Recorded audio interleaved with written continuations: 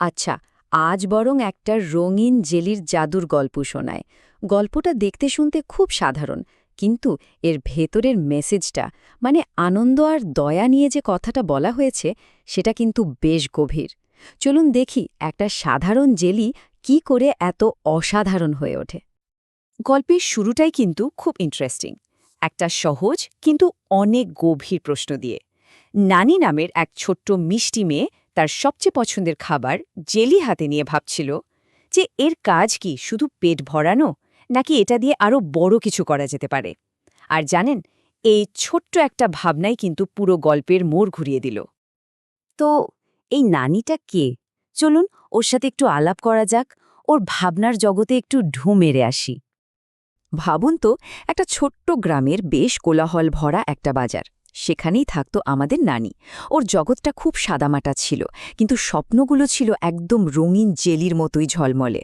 ও শুধু যে জেলি খেতে ভালোবাসত তা কিন্তু না, ও মনে প্রাণে বিশ্বাস করত যে এই সাধারণ দেখতে জিনিসটা দিয়েই হয়তো অসাধারণ কিছু করা যায়, হয়তো কারো মুখে এক চিলতে হাসি ফোটানো যায়। আর কথায় আছে না, মন থেকে ভালো কিছু চাইলে তা সত্যি হয়। নানির ওই সাধারণ দিনটাও ঠিক সেভাবেই হঠাৎ করে কেমন জাদুকরি হয়ে উঠল। চলুন দেখি। একবার ভাবুন তো, বাজারের মধ্যে দিয়ে হেঁটে যাচ্ছে আর হঠাৎ হাওয়ায় ভাসতে ভাসতে একটা ছকছকে জেলির প্যাকেট সোজা নানির কাছে চলে এলো। শুধু তাই না, প্যাকেটটা কথাও বলতে শুরু করল। ফিসফিস করে নানিকে বলল তার ভেতরে নাকি এমন এক শক্তি আছে যা দিয়ে যে কারো মন খারাপ ভালো করে দেওয়া যায়, মুখে হাসি ফোটানো যায়। কি অবাক করা একটা ব্যাপার, তাই না? নানি তো প্রথমে একটু ঘাবড়েই গিয়েছিল, কিন্তু ওর কৌতূহলটা ছিল আরও বেশি।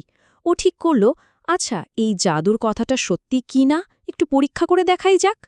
তো ঠিক করল গ্রামের কয়েকজনের ওপর এর প্রভাবটা দেখবে। চলুন আমরাও দেখি ওর এই ছোট্ট পরীক্ষাটা শেষ পর্যন্ত কোথায় গিয়ে দাগায়। প্রথমেই এই জাদুর প্রভাব পড়ল গ্রামের কিছু দুষ্টু কুকুরের উপর। আরে, যারা সারাক্ষণ শুধু সবাইকে জ্বালাতন করে বেড়াত। জেলির একটুখানি ছোঁয়া পেতেই তারা কেমন শান্ত হয়ে গেল, লেজ নাড়তে শুরু করল। মনে হচ্ছিল যেন কোনো জাদুকর এসে ওদের ওপর মন্ত্র পড়ে দিয়েছে।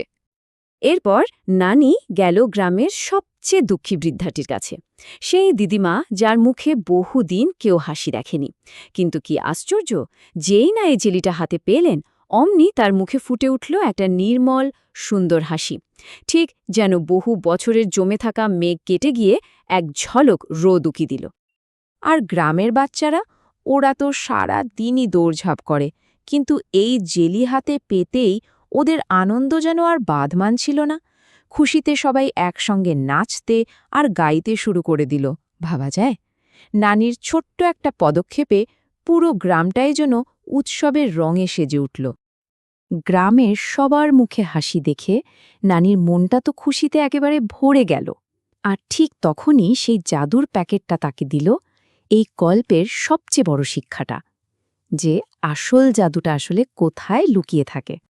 সেই কথা বলা জেলিটাই তখন নানিকে বুঝিয়ে বলল যে আসল জাদুটা কোনো জিনিসের মধ্যে থাকে না, ওটার জন্ম হয় মানুষের মনে, তার ভালো কাজে, তার নির্মল হাসিতে আর অন্যের প্রতি দেখানো সামান্য একটু দয়ায়।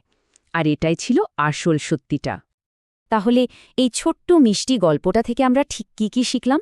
দেখুন, প্রথমত, আসল জাদুটা হলো অন্যকে খুশি করার ক্ষমতা।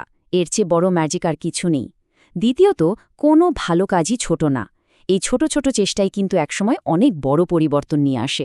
আর সবশেষে আনন্দ। আনন্দ হলো এমন একটা জিনিস যা আপনি যত ভাগ করবেন তত বেড়ে গিয়ে আপনার কাছেই ফিরে আসবে। ব্যাপারটা দারুণ না? আর এই শিক্ষাটা পাওয়ার পর নানিকে আর পেছনে ফিরে তাকাতে হয়নি। ও প্রতিদিন ওরকম ছোট ছোট ভালো কাজের মাধ্যমে গ্রামের সবার মুখে হাসি ফুটিয়ে বেড়াত। আর ভালোবেসে গ্রামের সবাই ওর একটা নামও দিয়ে দিল, রঙিন জেলির পরী। ও আসলে দেখিয়ে দিল ভালো মানুষ হওয়াই সবচেয়ে বড় জাদুকর হওয়ার শামিল। তো নানির গল্প তো এখানেই শেষ হলো, কিন্তু আসল প্রশ্নটা এবার আমাদের নিজেদের জন্য। আচ্ছা, আমাদের চারপাশে এমন ছোটখাটো কোন ভালো কাজ করা যায় যা দিয়ে ঠিক নানির মতোই অন্যের জীবনে একটুখানি আনন্দের রং ছড়িয়ে দেওয়া যেতে পারে? একটু ভাবলেই দেখবেন উত্তরটা হয়তো আমাদের হাতের কাছেই কোথাও লুকিয়ে আছে।